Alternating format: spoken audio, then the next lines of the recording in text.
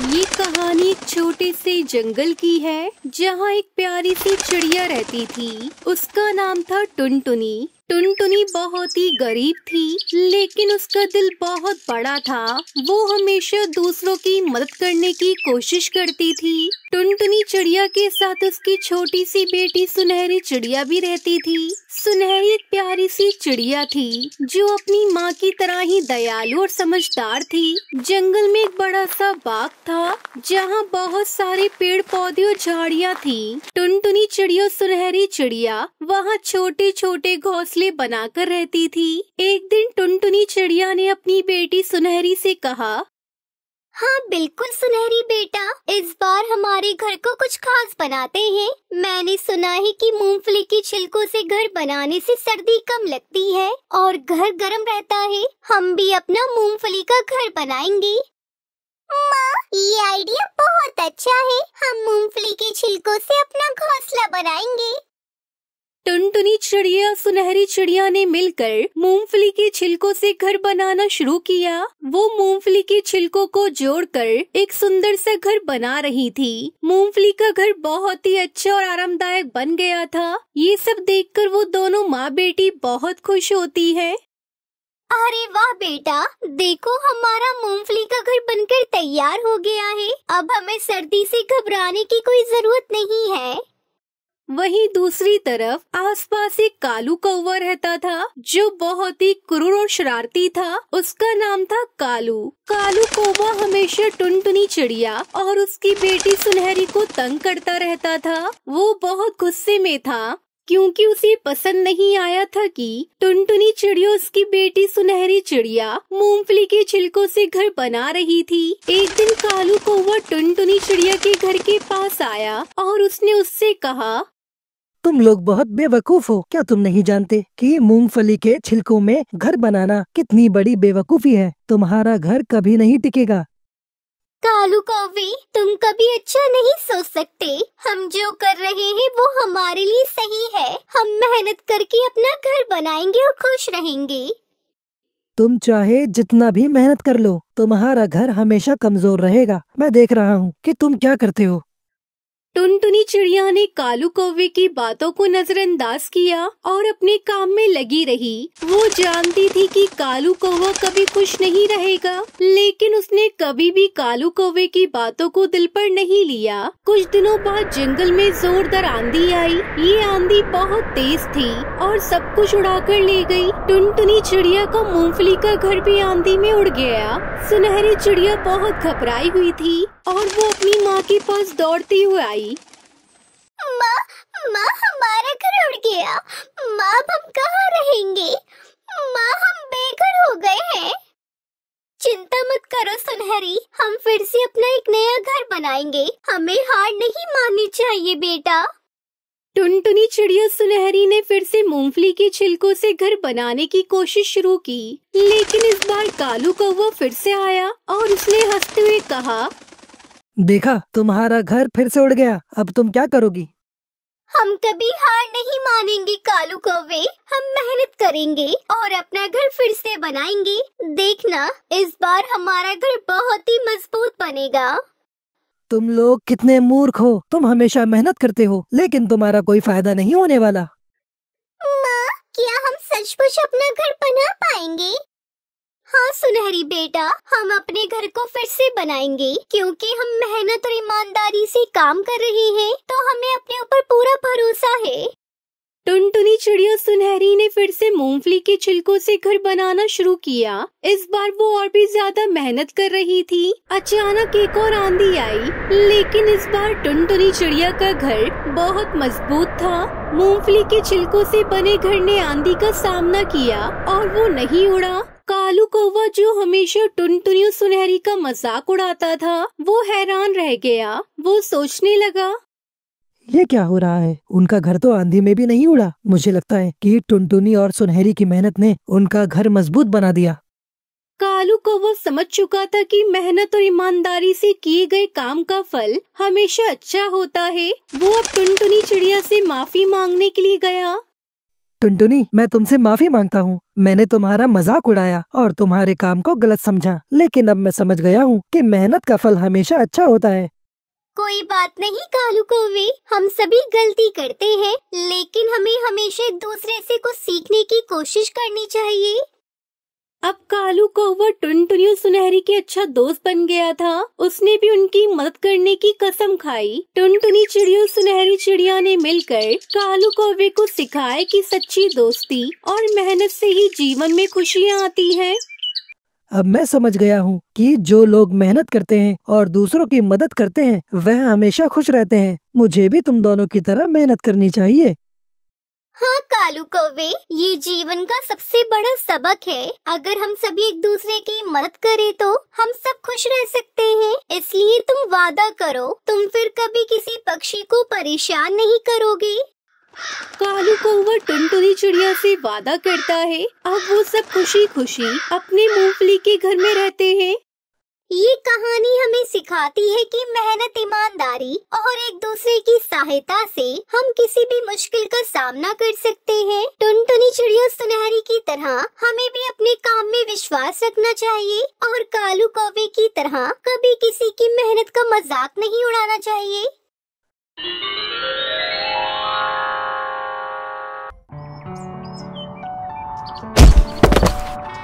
एक जंगल में टुनटुनी नाम की एक चिड़िया रहती थी। वो हर दिन जंगल में जाकर नारियल पानी बेचा करती थी और उन पैसों से अपना जीवन व्यतीत करती थी। ताजा ताजा नारियल पानी ले लो, मीठा मीठा नारियल पानी ले लो, सेहत के लिए सबसे फायदेमंद ताजा ताजा नारियल पानी ले लो। अरे ओ टुनटुनी बहन, जरा एक नारियल पानी तो देना। जब तक मैं तुम्हारे हाथ का नारियल पानी न पी लूं तो मेरा दिन शुरू ही नहीं होता। हाँ टुनटुनी बहन, टूनी बहन सही कह रही है। तुम्हारा नारियल पानी बहुत ही मीठा और ताज़ा होता है, इसलिए तो हम रोज यहाँ नारियल पानी पीने आते हैं। तब तक आप लोग हमारे इस वीडियो को लाइक और अगर आपने हमारे चैनल को सब्सक्राइब नहीं किया है तो जल्दी से सब्सक्राइब कर लें और कमेंट सेक्शन में जरूर बताएं कि आपको हमारी ये कहानी कैसी लगी। हाँ हाँ बंटी भैया, अभी देती हूँ आपको ताज़ा मीठा नारियल पानी, जिसे पीकर आपका दिल खुश हो जाएगा। ऐसे ही जंगल के पक्षी रोजाना टुनटुनी का नारियल पानी पीते थे। कुछ दिनों बाद नदी किनारे उसने एक दुकान खोली। सुबह शाम वहाँ टहलने वाले पक्षी उससे नारियल खरीदा करते थे, जिसकी वजह से उसकी दुकान पर बहुत भीड़ हुआ करती थी। टुनटुनी का स्वभाव बहुत अच्छा था। गरीब होते हुए भी वो जरूरतमंद पक्षियों की मदद किया करती थी। एक दिन वहाँ कालू कौवा आता है, जो खिलौने बेचा करता था। कालू कौवा काफी भूखा और थका हुआ लग रहा था। अरे कालू, तुम तो काफी थके भूखे लग रहे हो। ये लो ये नारियल पानी पी लो, थोड़ी ताकत आ जाएगी तुम में। गर्मी भी बहुत है। ये लो कालू, पी लो। लेकिन मेरे पास पैसे नहीं हैं। मैंने कहा तुमसे पैसे मांगे, ले लो। जब मेरे खिलौने बिक जाएंगे तब मैं आपके सारे पैसे दे दूंगा। ये बोलकर कालू कौवा नारियल पानी पीने लगता है। उस दिन से कालू कौवा टुनटुनी चिड़िया की दुकान पर आकर रोजाना नारियल पानी पीने लगा। दोनों में काफी अच्छी दोस्ती हो जाती है। एक दिन ऐसे ही कालू कौवा टुनटुनी चिड़िया की दुकान पर आता है। अरे आज ये टुनटुनी कहाँ गई? कालू कौवा चुपचाप वहाँ से निकल जाता है। अगले दिन कालू कौवा वापस टुनटुनी की दुकान पर आता है, लेकिन आज भी दुकान बंद होती है।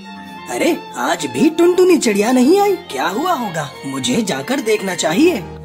कालू कौवा पक्षियों से पता पूछते पूछते टुनटुनी के घर आ जाता है। कालू कौवा देखता है कि टुनटुनी चिड़िया चादर ओढ़कर सोई हुई है। टुनटुनी, क्या हुआ आपको? आप बहुत कमजोर दिख रही हो। 2-3 दिनों से आपकी दुकान बंद थी, इसलिए मैं देखने के लिए आ गया। कालू, मेरी तबीयत बहुत खराब है। 2-3 दिन से मुझे बुखार हो रहा है, बहुत कमजोरी महसूस हो रही है। टुनटुनी, क्या तुम घर में अकेली रहती हो? तुम्हारी देखभाल करने के लिए कोई नहीं है? नहीं, मैं अनाथ चिड़िया हूँ। मेरा कोई नहीं इस दुनिया में। मैं अकेली रहती हूँ उस घर में। घबराओ मत टुनटुनी, मैं अभी डॉक्टर को ले आता हूँ। कालू तेजी से उड़ता हुआ घर के बाहर जाता है। घर के बाहर निकलते ही उसे कुछ याद आता है कि कालू अचानक रुक जाता है। वहाँ पास ही नारियल का बड़ा सा पेड़ होता है। अरे मेरे पास तो पैसे ही नहीं है, मैं डॉक्टर को क्या दूंगा? अब मैं कैसे टुनटुनी चिड़िया की मदद कर सकता हूँ? कालू ये बात सोचकर बहुत नाराज हो जाता है। तभी अचानक वो पेड़ बोलता है, घबराओ मत कालू कौवे, मैं तुम्हारी मदद करूँगा। अरे बोलने वाला पेड़, क्या तुम मेरी मदद करोगे? जी हाँ, क्यों नहीं, बोलो तुम्हें क्या चाहिए? हे जादुई पेड़, मुझे कुछ नहीं चाहिए, सिर्फ मेरी टुनटुनी चिड़िया को ठीक कर दो। वो बहुत बीमार है और मेरे पास डॉक्टर को देने के लिए भी पैसे नहीं है। मैं तुम्हारी कोई भी एक इच्छा पूरी कर सकता हूँ। मतलब या तो मैं तुम्हें बहुत सारे पैसे दे सकता हूँ या फिर तुम्हारी दोस्त को ठीक कर सकता हूँ। बोलो तुम्हें क्या चाहिए? मेरी दोस्त टुनटुनी को ठीक कर दो बस। ठीक है, ये लो, इस नारियल का पानी उन्हें पिलाओ, वो ठीक हो जाएगी। कालू पेड़ का शुक्रिया अदा करता है और वापस टुनटुनी के घर जाता है। जादुई पेड़ का दिया और नारियल पानी पीते ही टुनटुनी चिड़िया एकदम ठीक हो जाती है। अरे ये नारियल पानी तो बहुत कमाल का है। तुम्हें ये कहाँ से मिला कालू? इसे पीकर तो मैं बिल्कुल ठीक हो गई। कालू को उसकी खिड़की से टुनटुनी चिड़िया को नारियल का वो पेड़ दिखाता है, जिसे देखकर टुनटुनी बहुत खुश होती है। इस तरह कालू कौवे ने दोस्ती का फर्ज निभाते हुए अपनी दोस्त टुनटुनी चिड़िया की जान बचा ली और वो दोनों खुशी खुशी रहने लगे।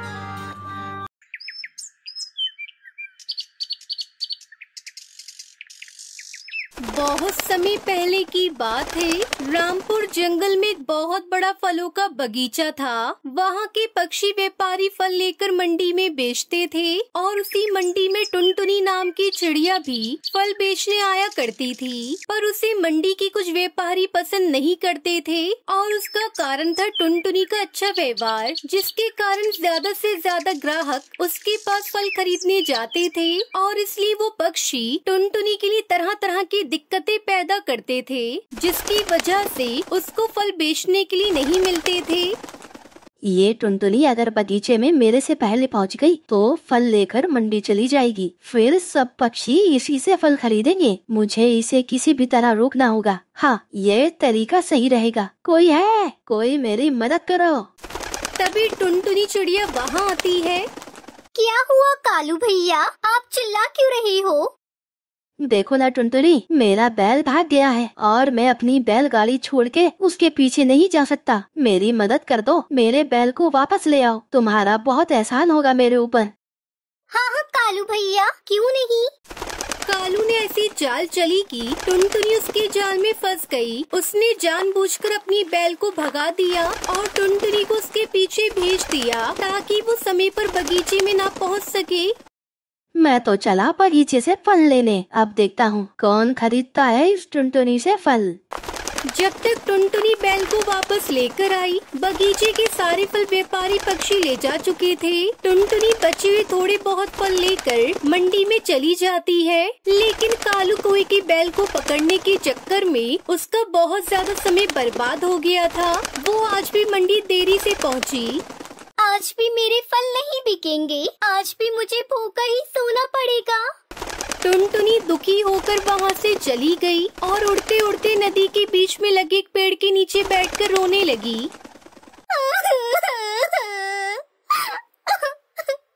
हर रोज यही होता है, कभी समय पर मंडी नहीं पहुँच पाती और सारे व्यापारी पक्षी बगीचे से फल तोड़कर बाजार में बेच देते हैं और मैं खाली हाथ रह जाती हूँ।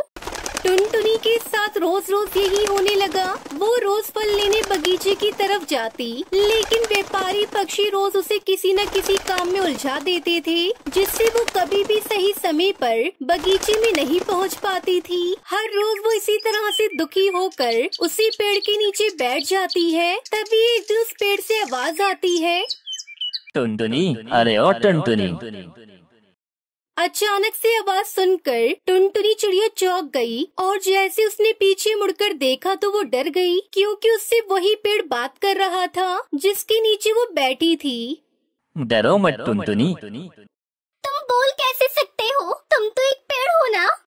मैं एक जादुई पेड़ हूँ और मैं तुम्हारी मदद करना चाहता हूँ। मैं तुम्हारी परेशानी जानता हूँ कि कैसे तुम्हें व्यापारी पक्षी बगीचे में पहुँचने से रोकते हैं। वो तुम्हारी मदद करने के स्वभाव का गलत फायदा उठाते हैं, इसलिए मैं तुम्हारी मदद करूँगा।